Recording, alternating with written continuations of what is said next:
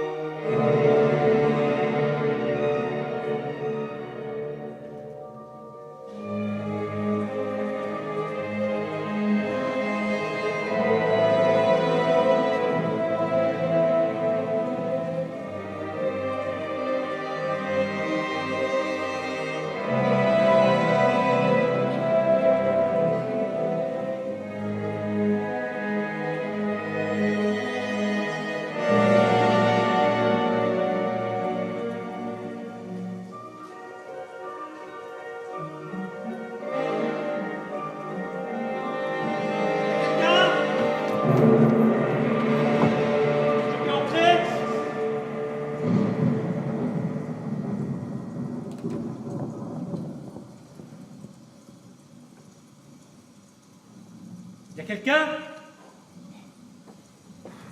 Mon Dieu de sang, mais quel orage! Je peux entrer?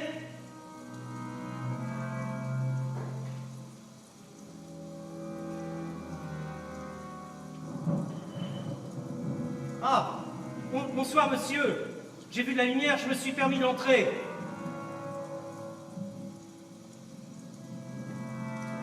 Avec cet orage, la route est un véritable bourbier. Ma voiture a dérapé dans le fossé. Puis-je me servir du téléphone? Non. Monsieur, j'ai voulu prendre un raccourci et je me suis perdu. Il est sourd. Monsieur, puis-je me servir du téléphone pour appeler un garagiste à Fontainebleau?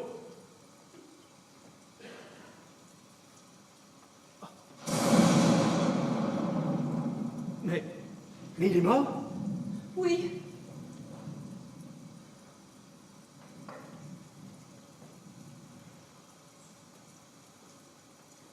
Une balle en pleine, Catherine. Oui. C'est vous qui l'avez... Oui. Vous l'avez tué? Oui. Oh, écoutez, madame, il me faut un remontant, un verre d'alcool. Le téléphone est là. Oh, pour la voiture, ça peut attendre. Non. Pour appeler la police.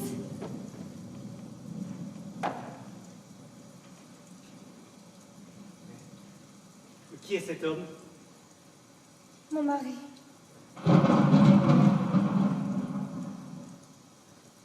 Il était infirme? Richard a été un grand explorateur. Mais il y a 6 ans au Kenya, un lion lui a broyé les jambes. Depuis, il ne pouvait plus marcher. Alors il buvait, il se droguait. Il était ignoble. Ignoble! Il semble beaucoup plus âgé que vous. Pourquoi l'avez-vous épousé? Il y a 10 ans, j'étais si malheureuse. Et Richard était beau, riche, célèbre. Nous avons été heureux. Heureux pendant 4 ans. Mais après son accident, tout est allé de mal en pis. Mais il fallait le quitter plutôt que de le tuer. Il ne voulait pas. Et quel tribunal aurait accepté le divorce d'un malheureux infirme et d'une femme qui veut retrouver sa liberté? Et puis, sa mère, son infirmière et sa gouvernante dévouée ont refusé de m'aider. Pourquoi?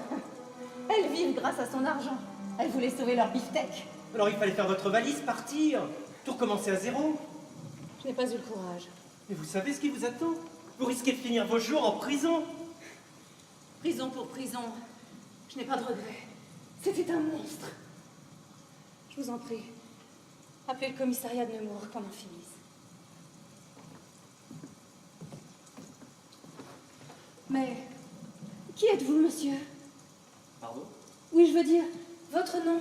Ah oui, Michel Starot, Michel Starot. Oui, je suis ingénieur à l'Anglo-Irak, je travaille dans le golfe Persique. Et je me suis mis en tête d'acheter une maison dans le coin. Alors depuis 8 jours, je cours les agences, je fais des visites. Et ce soir, je me suis perdu sur les petites routes et avec cet orage, j'ai dérapé dans le fossé. C'est comme ça que je suis rentré dans cette maison et que... La porte s'ouvre et surgit le visiteur inattendu. Ce dicton m'effrayait toujours lorsque j'étais enfant. Mais je vous en prie, appelez le commissariat de Nemours.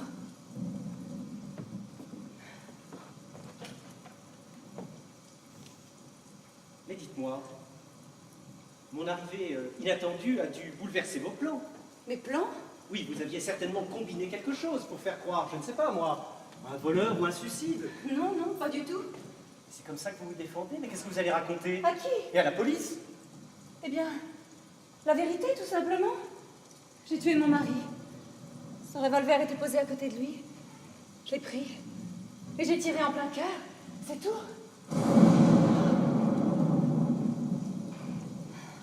Comment? Votre mari avait toujours un revolver avec lui?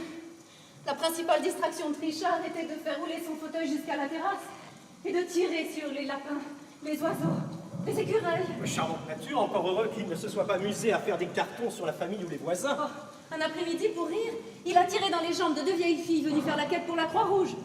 Quel scandale! C'était les sœurs du maire. Le directeur des ponts et chaussées, lui, a été reçu à coups de flèche. Ah, je comprends pourquoi la route est si mal entretenue, je m'en suis aperçu et ma voiture aussi.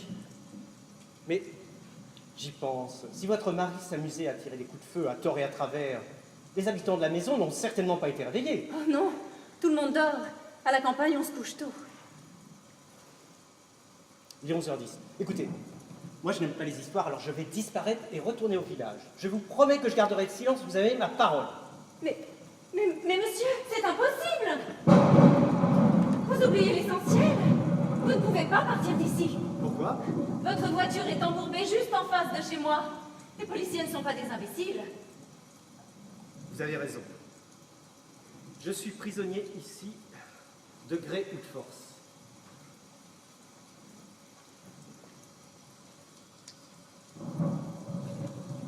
Je peux peut-être vous aider un peu.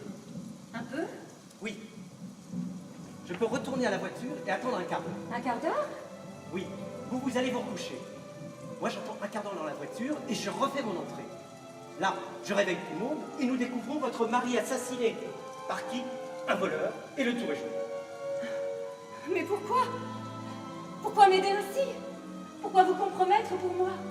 Pourquoi? Parce que vous êtes une femme très séduisante et que je n'aime pas du tout l'idée de vous voir passer vos plus belles années en prison. Je vous demande pardon, mais je ne veux pas accepter. Je ne pourrai pas mentir. Je dois payer.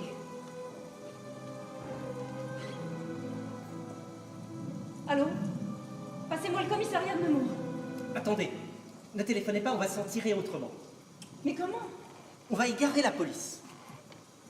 On va lui offrir un coupable évident. Évident? Oui, votre mari était infirme et excentrique. Sa vie doit regorger d'ennemis intimes. Trouvons-lui un bon ennemi et faisons croire que Richard a été tué par vengeance. Mais la police risque d'inquiéter un innocent. Ah non, je ne suis pas ignoble. Voyez-vous, le stratagème consiste à orienter provisoirement les soupçons de la police sur l'étranger, le temps que la police mène son enquête.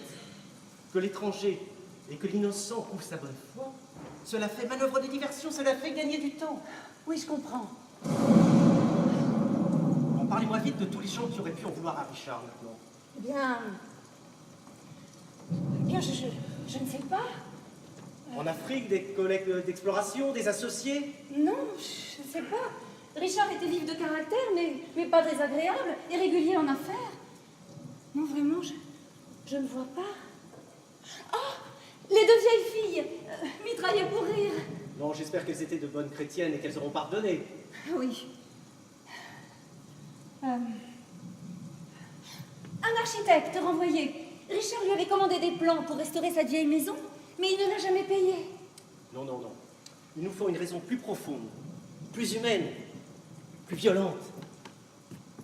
Un homme avec qui Richard aurait eu une altercation, une affaire de justice, un accident, une bagarre. Je crois que j'ai trouvé. Il y a 4 ans, Richard avait réussi à obtenir le permis de conduire pour voiture d'infirme. Nous étions en vacances à Arcachon, et à un carrefour, il a écrasé une petite fille. Il y a eu un procès, bien sûr, mais Richard s'en est tiré avec un retrait de permis et un blâme. C'est tout? Oui, parce que Yvonne, sa chère infirmière qui était à côté de lui, a juré qu'il roulait au pas et que c'est la petite qui s'était jetée sous les roues de la voiture. Est-ce vrai? Comment savoir, avec Richard, s'il disait ou non la vérité? Et les paroles de la petite? fou de chagrin, c'est pour ça que je pense à cette histoire. Le père a même menacé Richard en plein tribunal de le tuer. Très bien, cet homme fera l'affaire. Qu'est-il devenu? Je ne sais pas. On ne l'a jamais revu. C'était un Canadien en vacances en France, avec sa femme et sa petite fille. Les malheureux parents sont rentrés dans leur pays. Parfait. Cela fera l'assassin idéal. Comment s'appelle-t-il? Un nom écossais, je crois. Un nom en Mac. Avec un G, je crois. Mac... Allez, faites un effort, c'est important. McGregor, McFullan, McGuinness. Non, je suis désolée, je ne me souviens pas. Bon, ce n'est pas grave. Décrivez-le-moi. Écoutez, je ne l'ai jamais vu, mais je crois qu'il était de taille moyenne, plutôt mince, les cheveux un peu longs. Très bien, un physique passe-partout. Ah, un collier de barbe. Bravo. Quelle date l'accident? 16 juin. Avez-vous du papier, des ciseaux, de la colle? Oui, Ne là. touchez à rien pour les empreintes.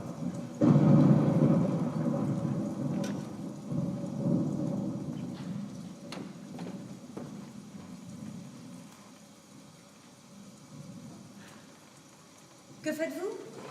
Je fabrique une preuve pour que les choses aillent plus vite.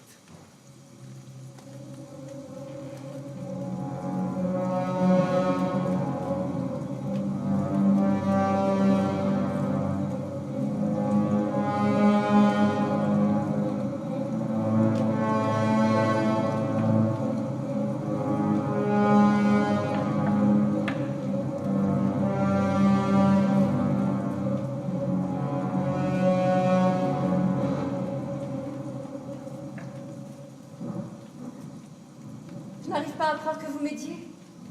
Pourquoi? Pourquoi? Eh bien, je me dis que cela ne peut pas être un hasard si ce soir, avec cet orage, ma voiture a basculé dans le fossé, juste devant votre maison. C'est un signe du destin. Et puis,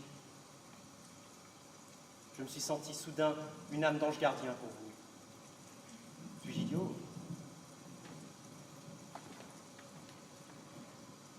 16 juin, nous sommes quittes.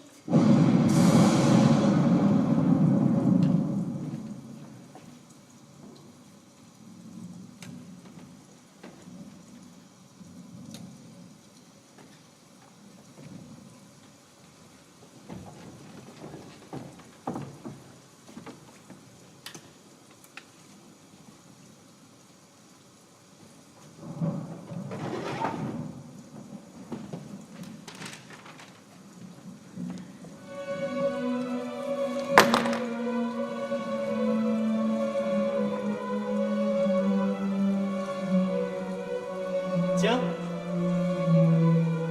quelque chose est tombé de sa main. Un briquet. C'est mon briquet. Oh, mais pas la peine de perdre votre sang-froid pour un briquet. Vous êtes un homme bon, généreux, charitable même. Mais excusez-moi, j'ai oublié votre nom. Starro, Michel Starro. Et vous? Laura. Laura Varnet. Bon, et bien maintenant, dites-moi qui au juste habite dans cette maison? Eh bien, il y a Margot, ma belle-mère, et puis Yvonne et Agnès, qui sont à la fois infirmières et gouvernantes. Agnès surtout s'occupait de Richard. Eh bien, tout le monde semble encore dormir. Ah oui, ma belle-mère a un sommeil de plomb, et les chambres des deux infirmières sont au 2e étage, de l'autre côté de la maison. Juste au-dessus de nous, il y a Françoise, ma fille. Comment? Vous avez une fille? Oui, mais pas de Richard. J'ai eu Françoise il y a longtemps. Lorsque j'ai épousé Richard, il l'a reconnue. J'étais heureuse. Mais après son accident, il ne la supportait plus. Elle courait partout, grandissait trop vite. Il était jaloux de ses jambes. Quel âge a-t-elle? 16 ans, déjà. Eh bien, elle a certainement entendu les coups de feu. Oh non, Pourquoi non? on lui donne des calmants, des somnifères pour ses nerfs. Elle est malade? Oui et non. Françoise a eu une méningite quand elle était petite, et depuis, elle est un peu retardée, inadaptée. Je peux tout vous dire à présent, monsieur Starro. C'est à cause de Françoise que je ne suis jamais partie. Moi seule la défendais. Richard la martyrisait par plaisir. C'est donc ça, le chantage ignoble que Richard exerçait sur vous? Oui. Et est-ce que ce soir, il a dit quelque chose au point que vous ayez eu envie de lui tirer dessus? Il m'a annoncé qu'il allait la faire interner dans un hôpital psychiatrique. Vous voyez, c'était son père légalement. Et il ricanait. C'est étrange, monsieur Starro. Vous n'êtes là que depuis quelques instants? Et pourtant, j'ai l'impression de vous connaître depuis longtemps. Moi aussi. Et c'est pour ça que j'ai senti qu'il fallait que je vous aide. Allons debout. Oublions ce qui vient de se passer, il faut repartir à zéro. Et maintenant, votre alibi. Comment? Oui. Vous allez monter, passer une robe de chambre. Puis, vous allez aller frapper à la porte de votre belle-mère pour lui demander, je ne sais pas, bon, n'importe quoi, des comprimés pour dormir. Et faites en sorte de réveiller les deux infirmières. Qu'allez-vous faire? Eh bien moi, je vais prendre le revolver et je vais tirer 3 coups de feu dans le vide, comme si Richard venait d'être tué. Puis je me sauve et je jette l'arme dans le jardin. Vous criez, vous attirez tout le monde en bas, et là, vous découvrez Richard assassiné. Oui, je comprends. Décalage horaire entre le vrai crime et les 3 coups de feu. La police conclura que c'est ce Mac, je ne sais quoi, qui a tué Richard. L'important pour nous est de créer une fausse piste immédiate. Le temps nous permettra ensuite de voir venir les événements. J'ai compris. Je monte. Je vous laisse 4 minutes, pas davantage. Je vais faire vite. Mais êtes-vous sûr que vous n'avez pas de regrets? Il est toujours temps d'appeler la police. Allons, dépêchez-vous. Quel temps infect. Ne le maudissez pas. Grâce à ce déluge, Michel, je me suis découvert un ami imprévu.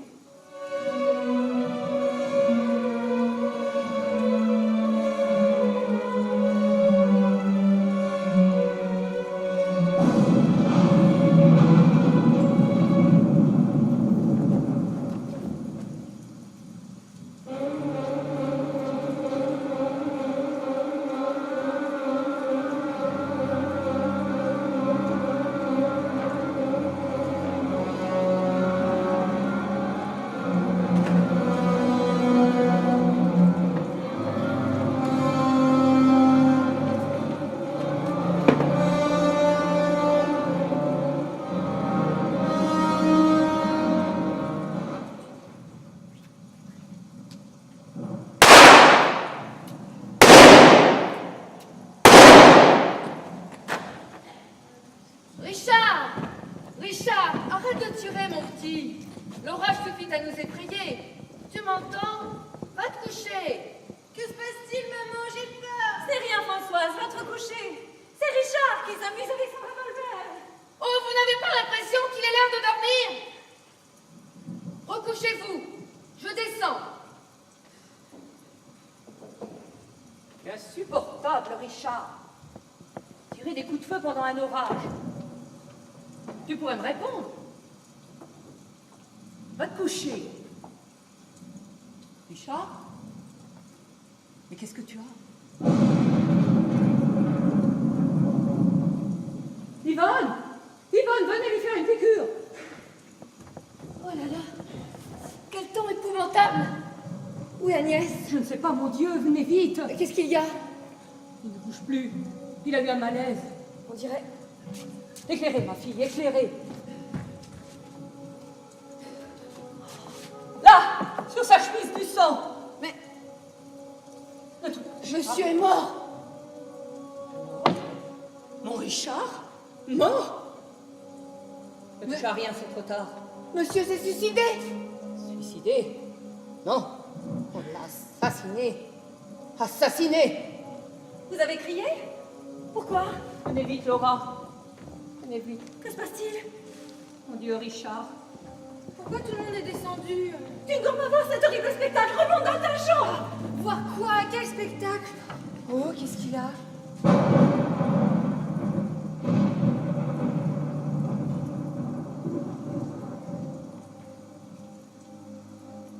C'est le moment de nous prouver que tu es une grande fille, Françoise. Sois forte. Oh, grand-mère, je vous promets de ne pas crier. Mais laissez-moi le voir. Je suis tout de même un peu sa fille aussi. Oh, il est mort. Mort? Maintenant, il ne pourra plus mettre dans un asile. Françoise, sois calme. Ah, mais je suis calme, très calme.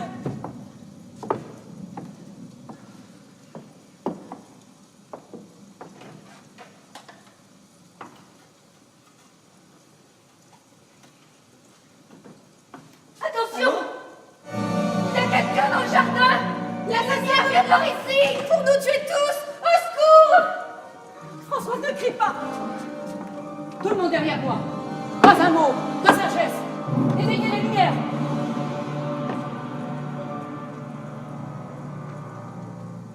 Il y a quelqu'un? Puis-je entrer?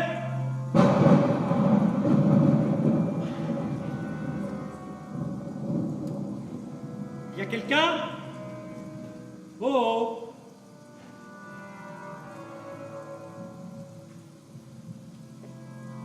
Ah, bonsoir, monsieur.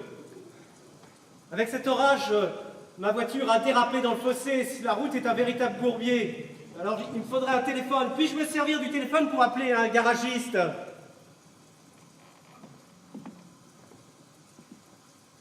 Monsieur? Mais que se passe-t-il? Vous arrivez en plein drame, monsieur. Avez-vous vu quelqu'un sur la route? J'ai bien vu quelqu'un qui courait à travers l'orage dans la nuit. Je l'ai appelé en vain. Était-ce quelqu'un d'ici? Non, un cambrioleur sans doute. Regardez, on a assassiné mon fils, monsieur. Oh, ça alors? Oh, c'est affreux. J'espère que votre présence va nous permettre d'identifier l'homme. Mon Dieu, Richard. Mais qu'est-ce que c'est que ce papier?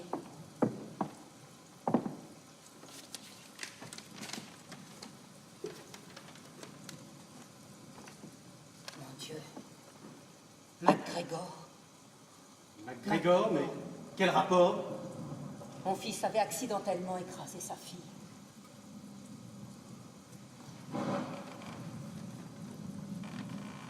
Ah, je comprends. L'homme que j'ai vu courir dans la nuit, c'était sans doute MacGregor.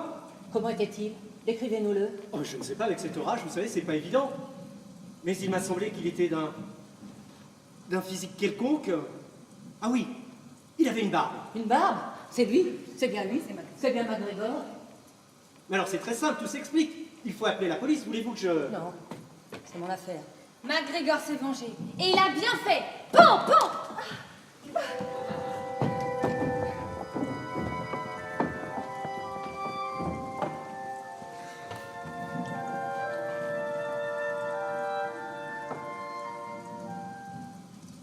Oh mon Dieu!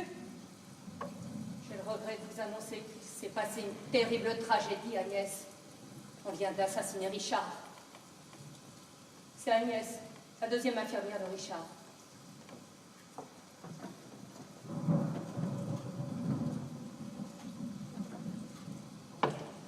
Allô? Passez-moi le commissariat de Nemours. Allô? Ici Madame Varney de Charence. Faut vite nous envoyer quelqu'un. Mon fils vient d'être assassiné. Attendez, nous savons qui est le coupable. Il a osé signer son crime. Et un témoin l'a vu s'enfuir et nous l'a parfaitement décrit. Voyez, inspecteur, personne ne bouge, personne ne touche à rien. Comment? Mais je me fiche de l'orage. Comment ça, dans 1 heure ou 2? Venez immédiatement, c'est un ordre. Je vous accorde 1 demi-heure. La nuit va être longue.